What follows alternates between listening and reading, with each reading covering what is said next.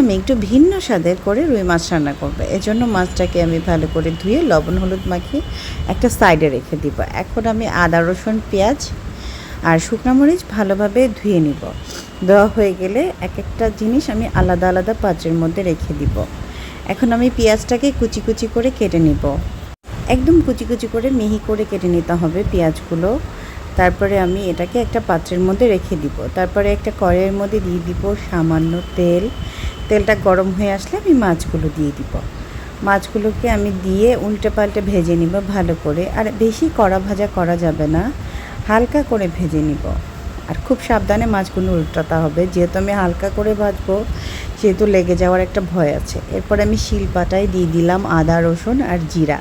এরপর আমি এগুলোকে ভালোভাবে মিহি করে বেটে নিব। মিহি করে বেটে আমি এর মধ্যে দিয়ে দিব আবার মরিচ, শুকনো মরিচগুলোকে আমি ভালো করে মিহি করে বেটে নিব।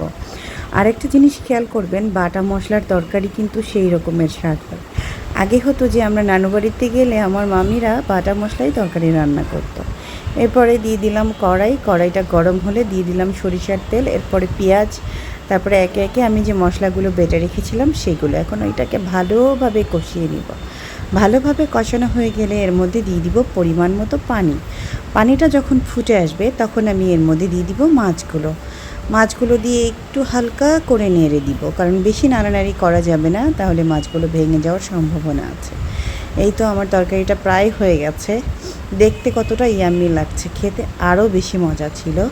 এরপর আমি নিয়ে নিলাম ভাত, এটা হচ্ছে লাল চালের ভাত। তারপরে দিয়ে দিলাম উপর দিয়ে রুই মাছ। এরপরে নিয়ে নিলাম একটু ঝোল।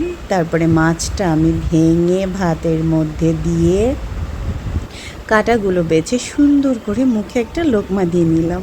ভালো থাকবে।